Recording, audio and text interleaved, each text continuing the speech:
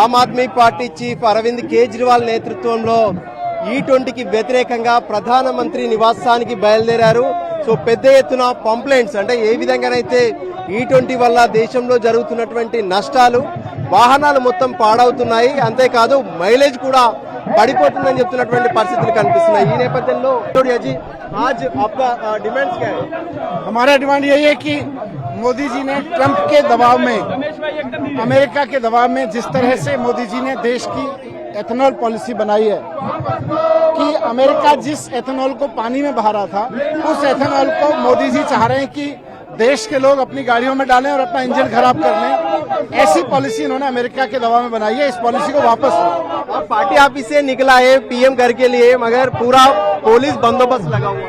नहीं, मोदी जी को चाहिए कि लोकतंत्र है, सुने। सिर्फ ट्रंप करते रहते हैं दिन भर, ट्रंप की सुनते हैं, देश के लोगों की भी तो सुने। अगर पुलिस रोके तो आपका प्लान अभी देखते हैं, लोकतंत्र है, प्लान तो बहुत है। రైట్, ఇది స్పష్టంగా చెప్తున్నారు. మరోవైపు పిటిషన్లను కూడా మనం చూడొచ్చు. ఏ విధంగానైతే పిటిషన్స్ పెద్ద ఎత్తున అంటే డియర్ ప్రైమ్ మినిస్టర్ అంటూ ఇక్కడ రాసినటువంటి సంతకాలు, ఇవి దాదాపు 2,33,000 పిటిషన్స్ కూడా ఇక్కడ మనకు స్పష్టంగా కనిపిస్తున్నాయి. దానికి అనుగుణంగానే ఇప్పుడు ఇవన్నీ తీసుకొని ముందుకు సాగుతున్నటువంటి పరిస్థితి అయితే స్పష్టంగా కనిపిస్తుంది. అందులో భాగంగా వీళ్ళని అడిగి తెలుసుకుందాం. సార్, అభి ఏ పిటిషన్ మే క్యా లిఖ్ కే లే जा रहे हैं? हम ये कह रहे हैं मोदी जी जाग जाओ, हमारे को बर्बाद मत करो। अगर हमारी गाड़ियां 2023 से पहले की हैं, हम 15-15 साल चलाने वाले लोग हैं, जो 15 साल का जो इन्होंने एक पहले ही हमारे गले में फांसी लगा रखी है, हम उसी के खिलाफ हैं। अब इन्होंने एक कदम और आगे बढ़ा दिया है।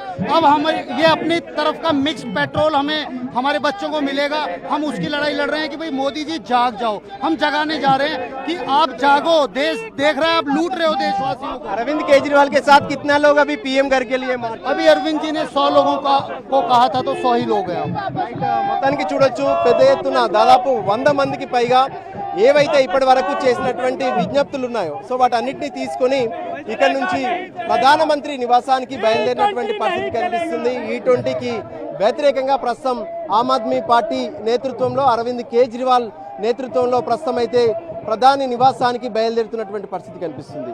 అయితే వెళ్తున్నటువంటి వాళ్ళను ప్రధాని నివాసానికి వెళ్లకుండా పార్టీ కార్యాలయం దాటగానే, ఈ ప్రాంతం దాటగానే పోలీసులు అయితే అడ్డుకోవడానికి పూర్తి స్థాయిలో భద్రతా ఏర్పాట్లు చేశారు. కెమెరా పర్సన్ సంజీవ్తో కలిసి రాజు, NTV.